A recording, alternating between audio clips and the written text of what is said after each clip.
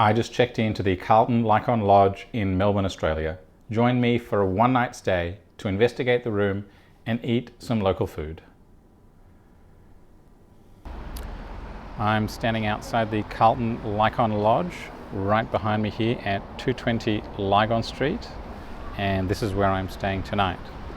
This is up the street and down the street. So behind me we have not so much in that direction, but a load of restaurants back up in this direction.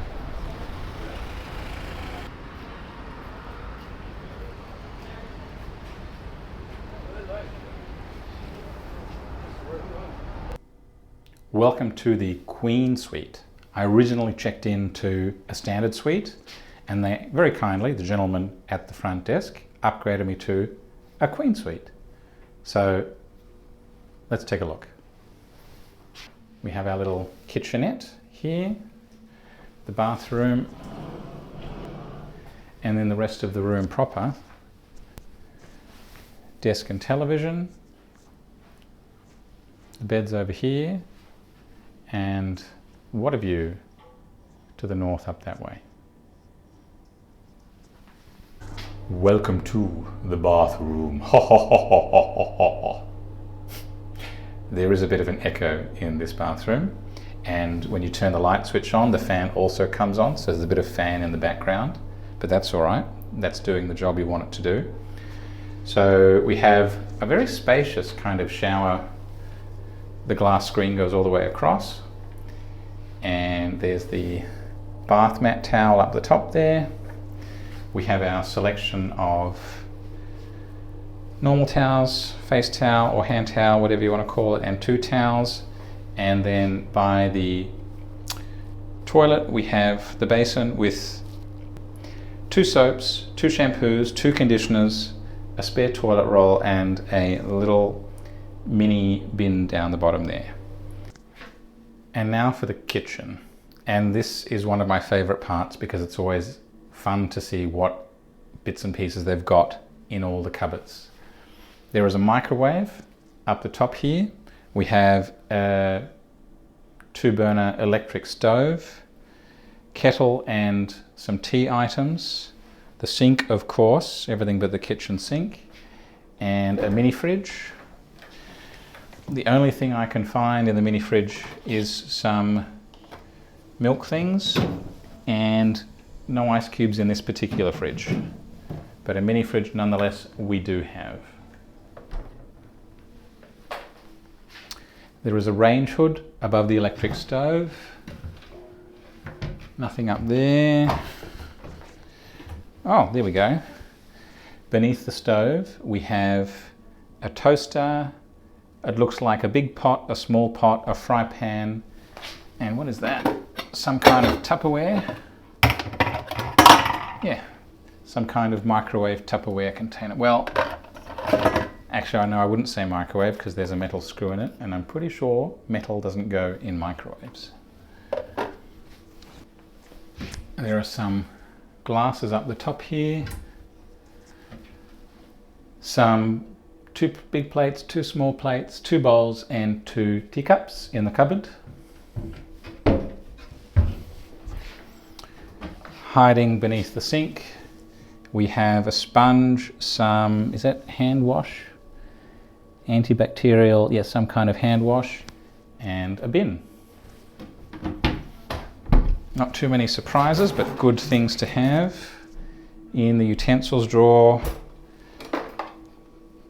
good selection of sharp knives, some tongs, cooking bits and pieces, a cheese grater. Oh, they've even got a potato peeler. That's pretty good. And your standard, yeah, spoons, knives and forks. Can opener. Oh, measuring spoons, and the bigger versions, and some kind of cutting board. I don't know, I don't trust glass cutting boards, but a cutting board, if that's what it is, a serving hot plate, and that's the contents of the kitchen. All right, I am hungry, that's for sure. I have in front of me a very expensive, we'll get to that, a very expensive Hawaiian pizza and a spaghetti bolognese, which look tasty and look delicious, but for a small pizza and a small bolognese, it cost me $45. That's a lot. Anyway, let's put that aside for now. So this is from Cafe Corretto, Corretto with 2 R's and 2 T's, why not? At 227 Lygon Street. It's just across the road and over a street, so like 2 minutes, maybe 3 minutes tops. It's very, very close. Just across the road, essentially, and up a bit. And there's a 7-Eleven across the street as well, and I do like my $2 coffee from 7-Eleven. All right, let's taste test. Shall we start bolognese, or let's try the bolognese first? For $21.90, this better be an amazing bolognese.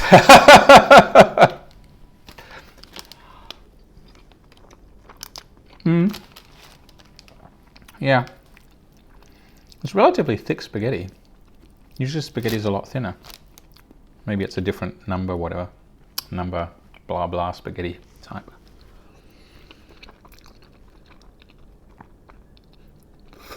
So, it's quite meaty. It's got a good tomato-iness to it. All right, put that down for a moment. Wash it down with some black coffee, because that's what makes the world go round. And let's try, so that was the spaghetti bolognese. Let's have a look at that. And this is they call it a pineapple pizza, but it's a Hawaiian. Is a Hawaiian pizza with a very thin crust base. I do like a thin crust. Medium amount of cheese, or maybe the cheese is just sort of dissolved onto the pizza. Seems relatively well cooked and crunchy on the bottom, which is always important. I don't like a doughy, undercooked pizza.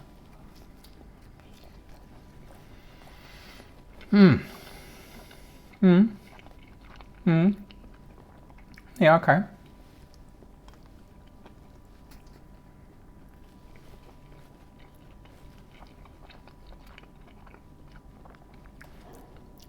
It's not the most amazing pizza in the world, but like the bolognese, it's definitely satisfying. It will definitely fill a hole, and I will sleep comfortably tonight on all this food. I know that.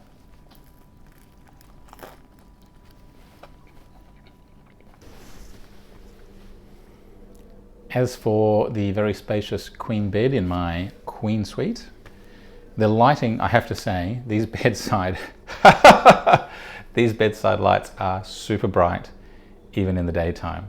So I don't think there'll be any issue having enough light to read by in bed tonight. That's plenty bright enough. So the bed is firm, not too firm, I would say. There's 2 pillows and 2 patterned cushions. And on the end of the bed, we have one of those throw cover things that just sort of, I don't know the name for this thing, but sits on the end of the bed to make it look neat and tidy and to sit on, I suppose. What is the reason for those things? Is it just looks? Is it to protect the bed? I don't know. And is there a Bible in this set of bedside drawers? I always like to check.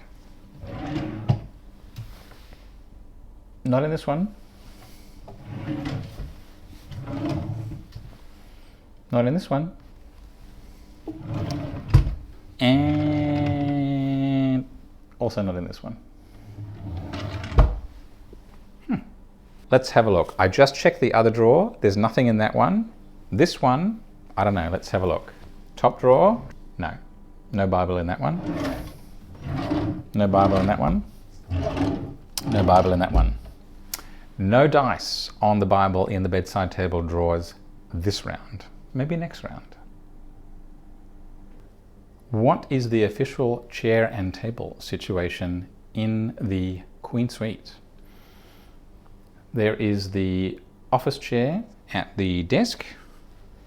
There is the table to where I was eating before, and one chair and a second firm chair. And I believe on the balcony also, yes, if you want additional chairs, the balcony has a table, little mini table with 2 chairs, which you could always bring them in here if you desperately needed 4 chairs for whatever reason. Next to the kitchen, there is this nice, giant, tall cupboard which contains some additional goodies. We have an iron, a hairdryer,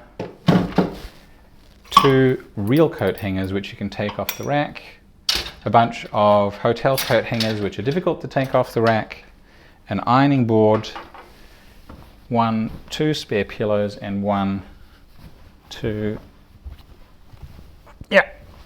spare blankets. In addition to the storage cupboard behind me, the desk also has 3 empty drawers. Well, empty drawer with some emergency instructions, empty drawer, and another empty drawer. Lots of storage space to put all your stuff in. I must say, I really think I lucked out with this room. It's really nice. Just sitting out here on the balcony, enjoying the view. It's cooling down a little bit now. Can't say no to a free room upgrade and a chill balcony view.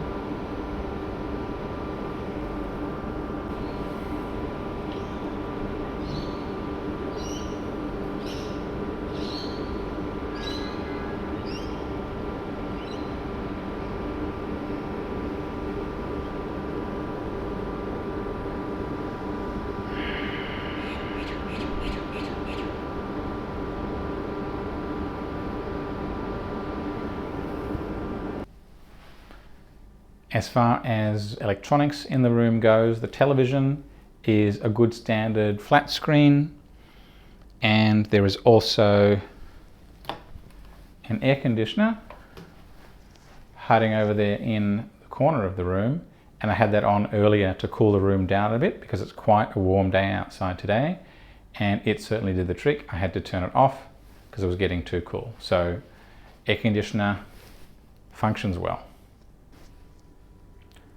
One thing that always interests me is what artwork, if any, is there in a hotel room. Sometimes they put artwork above the bed or on some of the spare walls or that sort of thing. Sometimes there's nothing, sometimes there's little prints or whatever.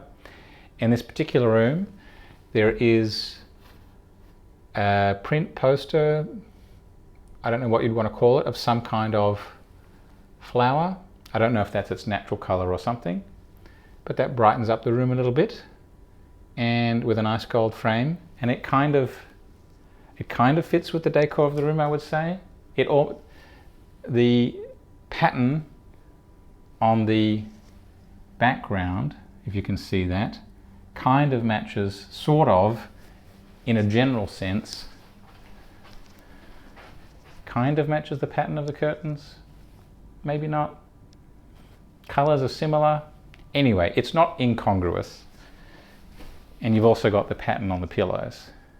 So is that a matching theme, or is that just a similar kind of theme, or a theme in a ballpark that sort of is in the same ballpark? I don't know. But I do like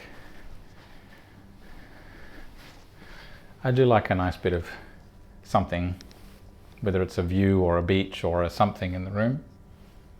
It works.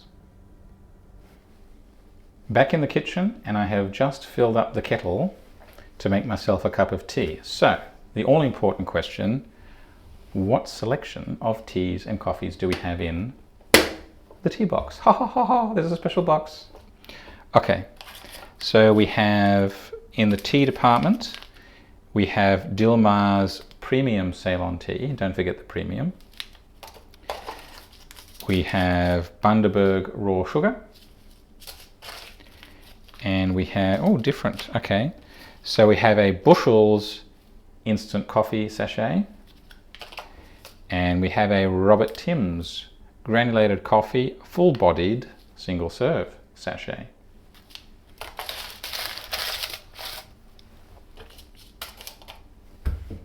Now it's time to boil the kettle. Good morning. I'm hungry. I want some food. I'm going to go and have a look at what food, what breakfast is available around here right now. Food. All right. What do we have here? So this is a ham and cheese toastie from a place called D.O.C, Gastronomia Italiana at, where are they? 330 Lygon Street. So about a 5-minute walk up the street towards most of the restaurants. And we have a very steaming hot long black coffee, of course, and a very fancy swanky looking ham and cheese toastie with swanky cheese. But why do they why do restaurants always put the napkin? It looks very good. Why do they always put the napkin underneath the food? It gets all soggy. It's not useful as a napkin. So why? Anyway, I've never understood that. Let's take a look.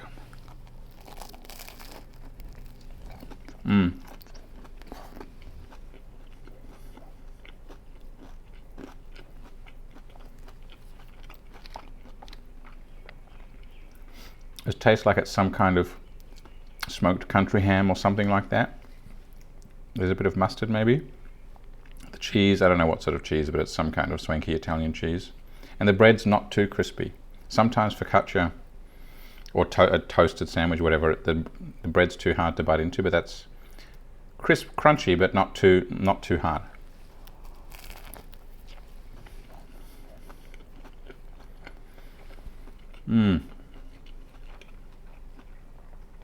Almost tastes like a pizza. Pizza and pasta for dinner last night, ham and cheese toastie for breakfast. It's almost as if there's a theme going on.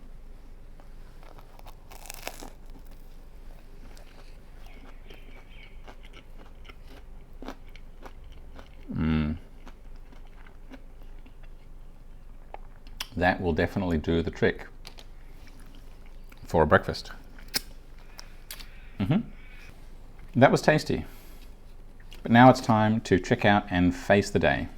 But what do you think about the Carlton Lygon Lodge? Does this room suit you? Happy travels and bon voyage.